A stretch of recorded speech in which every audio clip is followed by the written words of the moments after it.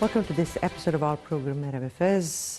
Definitely, there is no important cause that we can speak about today except the Palestinian tragedy, which is ongoing up till this minute, with the Israeli shelling hardly and heavily the Palestinian-occupied territories, telling the Gazans to head towards the south and starting this shelling in preparation for a land offensive that is threatening for the alienation of a total population. This definitely with a world community silence or even support for the Israeli occupation forces.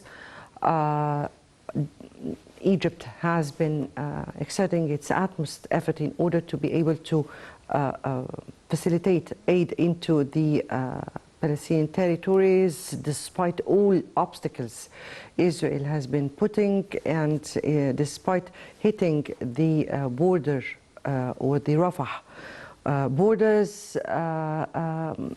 The Arab community at large have been condemning the Israeli aggression and calling for a halt to all aggression, and definitely the situation is very volatile and is completely dangerous inside the territories.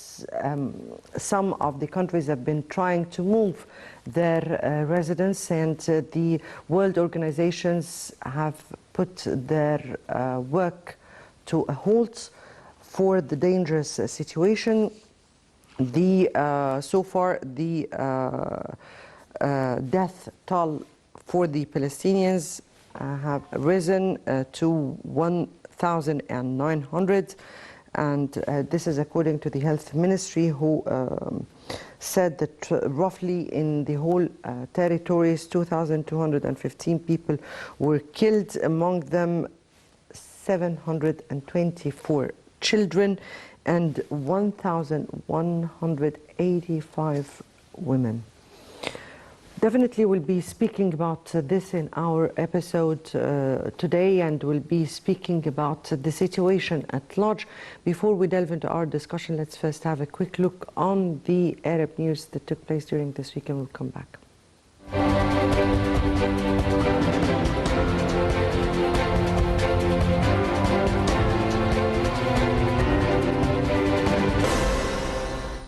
The United Nations opened an appeal Friday for $294 million that it says needed to aid and protect 1.2 million Palestinians in the besieged Gaza Strip and the occupied West Bank. The UN said it hopes to deliver the relief funds to dozens of partners in the Palestinian territories, including UN agencies now struggling to provide basic services to over 1 million people in Gaza as Israeli attacks on the enclave intensify, along with several aid groups, including the Palestinian Red Crescent.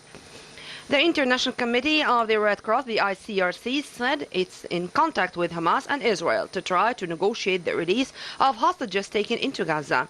Hostage taking is a forbidden issue under international humanitarian law, and anyone detained must be released immediately. The ICRC urged both sides to reduce the suffering of civilians. Israel has relentlessly pounded Gaza and imposed a complete siege on the territory of over 2 million people, cutting off water, electricity and fuel supplies. Palestinian President Mahmoud Abbas called for an immediate end to the comprehensive aggression against the Palestinian people. According to a statement released following his meeting with Jordan's King Abdullah II in Amman, Abbas rejected practices related to killing civilians or abusing them on both sides. He asserted that targeting civilians contravenes morals, religion and international law, calling for the release of civilians, prisoners and detainees. Abbas stressed Palestinians renounce violence and adhere to international legitimacy, peaceful popular resistance and political action as a path to achieve national goals. Russian President Vladimir Putin on Friday warned Israeli occupation forces' expected ground offensive would bring unacceptable levels of civilian casualties and that his country was ready to help with mediation efforts. Putin said the use of heavy machinery in residential areas is a complex matter fraught with grave consequences. Most importantly, the civilian casualties will be absolutely unacceptable. American Secretary of State Antony Blinken vowed in a visit to Israel on Thursday that the United States will always back it, but also said the Palestinians have legitimate aspirations not represented by Hamas group. He said he spoke to Israeli Prime Minister Benjamin Netanyahu about the humanitarian needs of Gaza. Blinken hinted at the need for an eventual peace settlement, an idea that has long met resistance from the right-wing Netanyahu. American President Joe Biden has vowed unwavering support for Israel and not called for restraint against Hamas. Iran's top diplomat said Friday in Beirut that the United States must rein in Israel to avert a regional spillover of the war with Hamas, adding Tehran was seeking to safeguard Lebanon's security.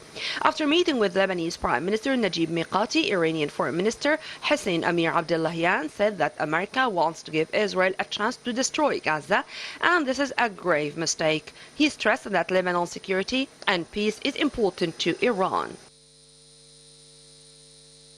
على عهدي على ديني على أرض تلاقيني أنا لأهلي أنا فديهم أنا دمي فلسطيني فلسطيني فلسطيني أنا دمي فلسطيني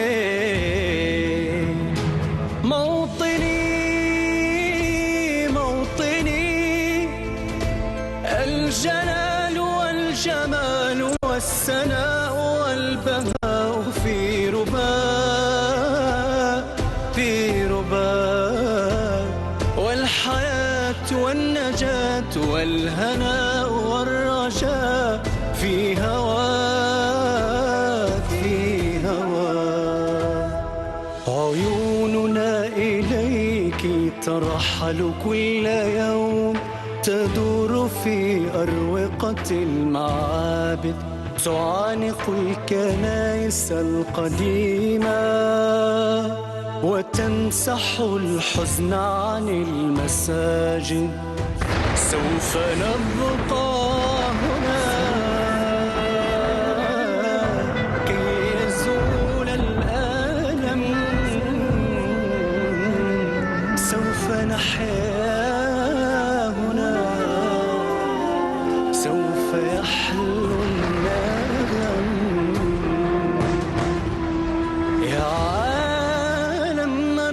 محروقة أرضي حرية مسروقة